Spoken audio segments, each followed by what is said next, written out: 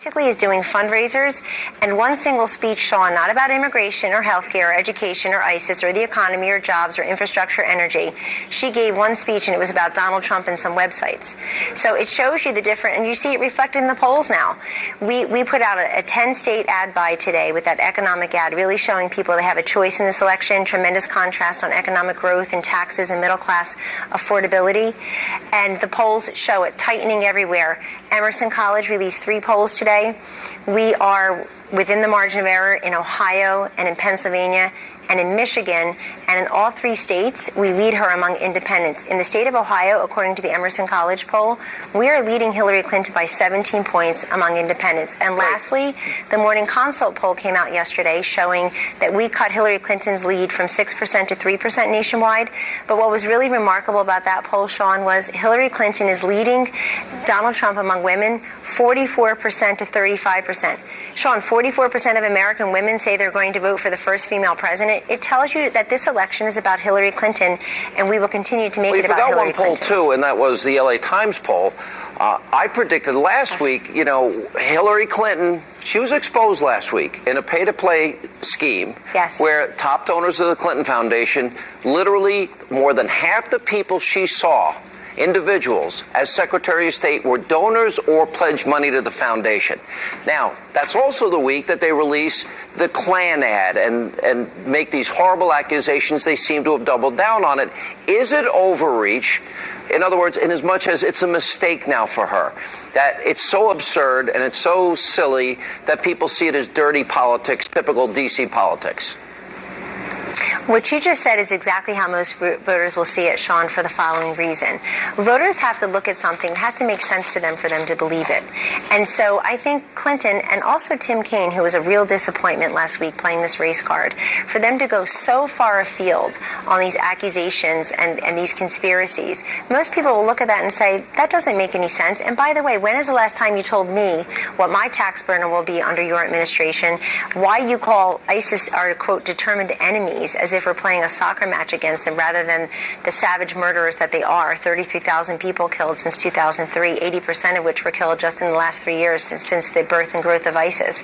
So people will look at that and say, you seem desperate. And in the case of Tim Kaine, I mean, we expect the rough and tumble politics, the lies from Hillary Clinton and her folks. But Tim Kaine, you've been a mayor, a senator, a governor, you're running for vice president, Harvard law degree, and you stoop so low that you are making these allegations. And I think it's going to backfire. Look, forget about what I think. Look at the polls. If that were an effective message, these polls were all taken after Hillary Clinton made that speech and after Tim Kaine and the ad were released. Now, Donald Trump is going to go back to Detroit. He's going to reach out again to the black community. Yes. He did it outside of Milwaukee. He's done another speech. So this will be the 3rd speech. One interesting poll, the Pew Research had him at 14.6% with the black community. Now, maybe not the highest number, but it is better than the last 8 Republican presidential campaigns that have taken place and voters. Oh, yes. So how big a percentage of the black vote do you think he's able to get? And will that make up for some of the establishment Republicans, even some of his former rivals, that didn't live up to their commitment to support the candidate? Yes, I do think so. And by the way, anything you see reflected in the polls, remember, Sean, that we are doing this, Mr. Trump is doing this without the support of all Republicans. And it's quite remarkable because, Mitt Romney can rely upon practically every Republican legislator, all the donors line up. Everybody's just trying to help him become elected. And of course, they lost 8 of the 9 swing states. Let's not forget. You mentioned the Pew poll, even the NBC poll last week. You see very dramatic improvement in our margins among the African-American community. That means that showing up and showing people that you care and actually addressing their concerns and also appreciating and lauding their many accomplishments is really the way to do this. We're not leaving any vote for granted in any state. Last question. Hillary in her campaign is spending up to $80 to $100 million. I know you announced a $10 million ad buy. Do you think you need to match her dollar for dollar? We don't need to match Hillary Clinton dollar for dollar or personnel to personnel, because we have something she'll never have, which is a candidate that is dynamic, magnetic, really compelling. People show up at these rallies wanting to see her. I assume the reason she doesn't do that, she goes to private fundraisers with her Hollywood friends and elsewhere, I assume because nobody counts how many folks are there, they just count the dollars afterwards. She couldn't fill up these rallies that Donald Trump fills out. She couldn't have these kinds of audiences. And 268 days without a press conference, right?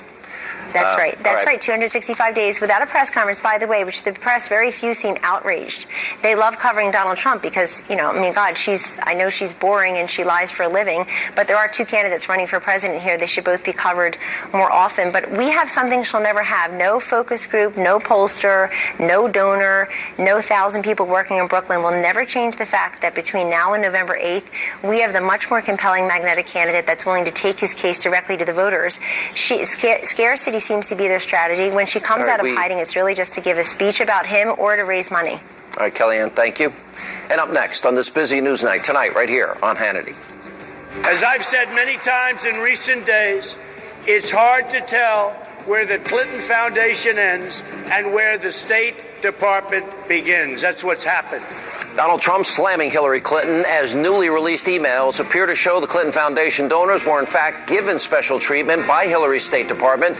Peter Schweitzer and Dr. Ben Carson, they're here with reaction next. Later tonight, new controversy over Hillary's 2010 speech in Saudi Arabia, where reportedly, alongside Uba Ahmadi's mother, where Hillary allegedly defended the horrible treatment of women in Saudi Arabia. Jay Sekulow, Doug Schoen, Deneen Borelli will weigh in. Also, Sheriff David Clark, Larry Elder react later tonight to Clinton playing the race card yet again against Trump. This and much more as we continue.